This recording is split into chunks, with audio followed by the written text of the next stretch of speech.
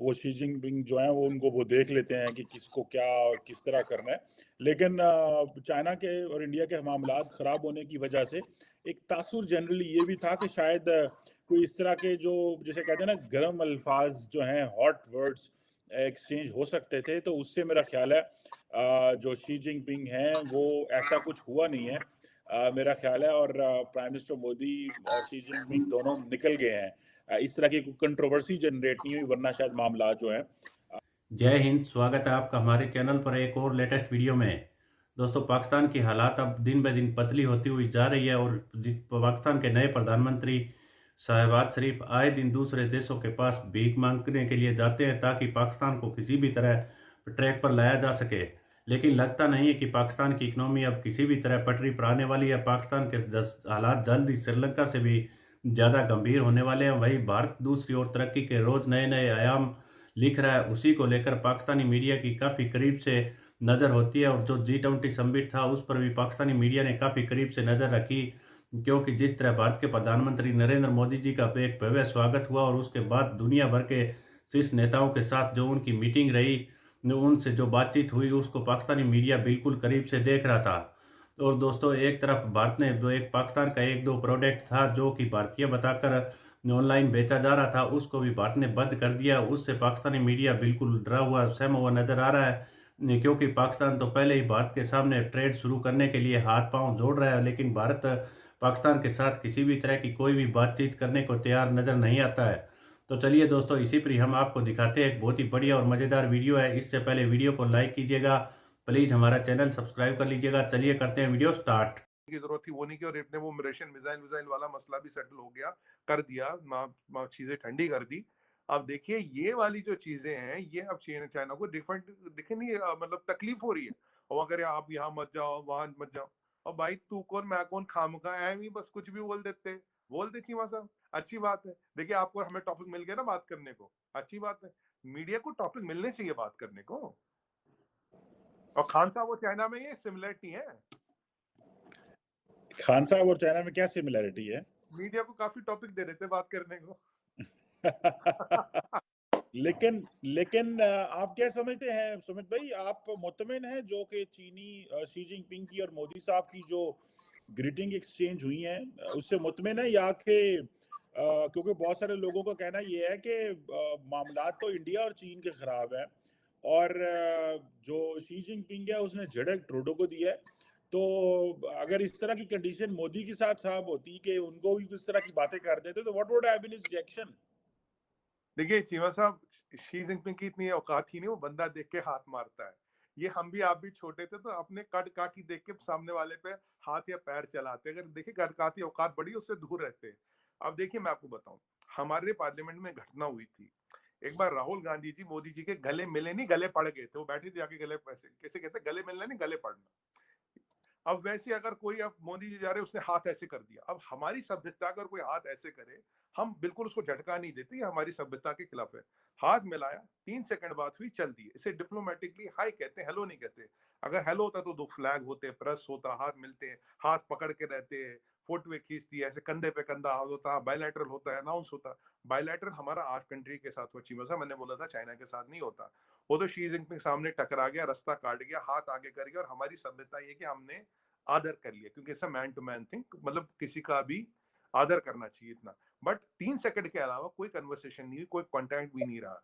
ये हमारा Xi Jinping सिर्फ जस्टिन ट्रूडो के साथ कर सकता है, क्योंकि उसकी जो अपनी चीजें उसने जो अपना सर्कस उसने बना रखा है कनाडा में, जो जगमीत सिंह के सहारे वो सरकार चलाता है। तो अब देखिए दुनिया भर में उसकी इज्जत ऐसी बनेगी। ऋषि सुनक के साथ तो ऐसा नहीं हुआ, किसी के साथ तो ऐसा नहीं हुआ, ये थ्योडो के साथ ही ऐसा क्यों? और क्या बोला थ्योडो को, तुमने कोई कन्वर्सेशन लीक की? आपको याद होगा शी और जो बाइडेन के बीच कन्वर्सेशन हुआ था टेलीफोनिक, जो चाइना ने ऑफिशियली लीक करा था, और मतलब हमने उसको ये कराया। और उस दिन देखे कैसे कैसे खजूर में सजदे कस रहा था, अंकल सैम को कैसे सलाम कर रहा था शी जिनपिंग। देखिए हमारी चाइना से दुश्मनी, सबसे बात की, दोस्त ये की, इनसे वो बात नहीं की ना। वो तो जी जी मतलब आपकी आवाज नहीं आ रही सीमा साहब की, लगता थोड़ी आवाज आ जी रही जी बताइए। आप जी जी मैं ये कह रहा था, चले ठीक हो गया वो तो एक चले आती है समझ के वो शी जिनपिंग जो है वो उनको वो देख लेते हैं कि किसको क्या किस तरह करना है। लेकिन चाइना के और इंडिया के मामलात ख़राब होने की वजह से एक तासुर जनरली ये भी था कि शायद कोई इस तरह के जो जैसे कहते हैं ना गर्म अल्फाज जो हैं हॉट वर्ड्स एक्सचेंज हो सकते थे, तो उससे मेरा ख्याल है जो शी जिनपिंग हैं वो ऐसा कुछ हुआ नहीं है मेरा ख्याल है। और प्राइम मिनिस्टर मोदी और शी जिनपिंग दोनों निकल गए हैं। इस तरह की कंट्रोवर्सी जनरेट नहीं हुई, वरना शायद मामला जो है वो ज़्यादा ख़राब होते। सुमित भाई एक और चीज़ मैं देख रहा था, the last point I want to talk with you, कि एक इंडियन कोर्ट ने जो है वो पाकिस्तानी मेड जो रूह अफ़ज़ा है उसको बैन कर दिया है इंडिया में। मतलब क्या, और वो भी अमेज़न पे बैन किया, जो अमेज़न की जो वेबसाइट है www.amazon.in। और जी इसकी क्या वजह है? इसमें कोई हमारा रूह अफ़ज़ा तो मीठा होता है, ये मीठा भी इंडिया के लोगों को क्यों नहीं अच्छा लगता और इंडियन कंपनी ने मीठा ही उठा दिया? भाई ये पाकिस्तानी रूह अफ़ज़ा जो है पूरी दुनिया में बड़ा चलता है, तो इतनी क्या ये जेलसी है, कंपटीशन है, या कि आप समझते हैं कि इंडिया समझता है कि पाकिस्तानी चीजें उठा लो? मतलब what is the logic behind this? जी जी बस साहब, पहले एक लास्ट क्वेश्चन पे थोड़ा सा एक लाइन रह गई थी। जब से मैं छोटा था, बस में बैठते तो एक पब्लिक ट्रांसपोर्ट की बसें होती थी, तो उसमें लिखा था सवारी सवारी अपने सामान की खुद जिम्मेदार है। ठीक है, तो अब शी जिनपिंग ने अपनी इज्जत बचा ली। चलिए अब आपके सवाल पे आता हूँ। देखिए चीमा साहब, है क्या, ये जो जुर्वा अफजा वाले थे, ये दो भाई थे।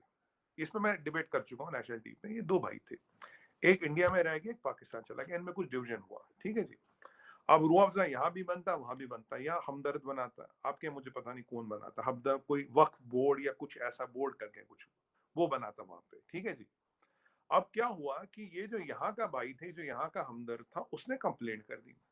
उसने बोला भाई ये जो तुम अमेज़न पे बेच रहे हो रूह अफ़ज़ा कह के, तुम दिखाते हो कंट्री ऑफ ओरिजिन इंडिया, पर तुम मुझसे लेके नहीं, तुम पाकिस्तान से ले रहे हो।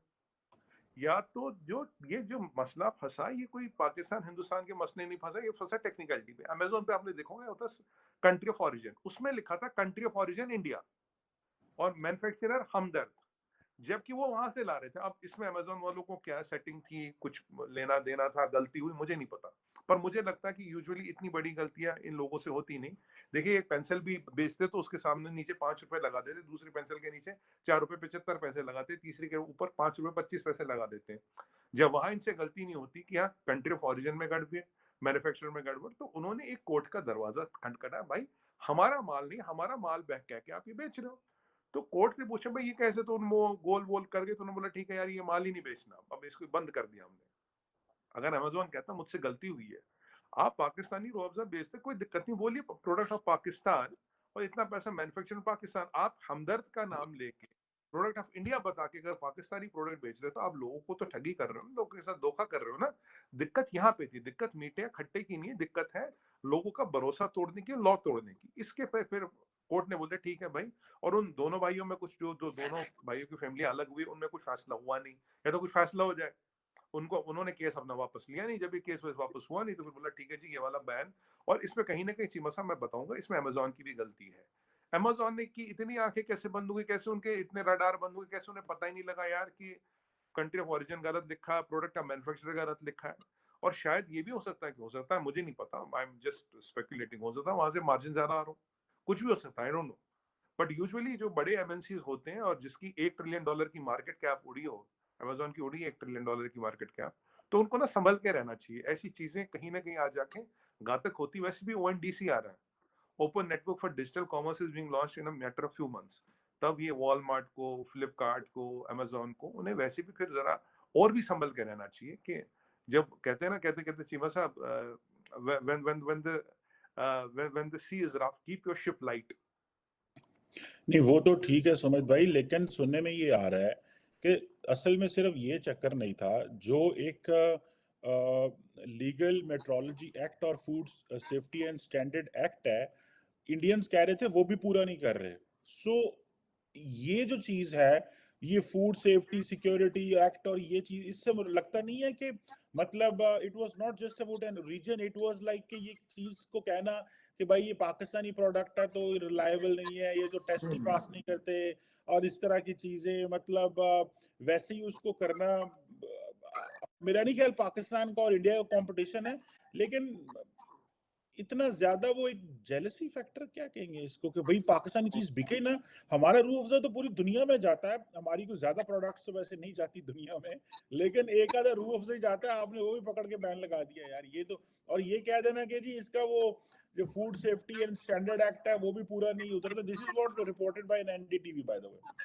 नहीं नहीं, मैं आऊंगा उस पर। देखिए चीमा साहब, जो भी है लिस्ट होती है, जैसे मेरे कई दोस्त एमएनसीज में, मेरे रिश्तेदार एमएनसीज में काम करते हैं, वो कई सारे प्रोडक्ट, यहाँ आपकी एक प्रोसेस है, अगर आपको लिस्ट कराना है, there are some certifications which you have to go through.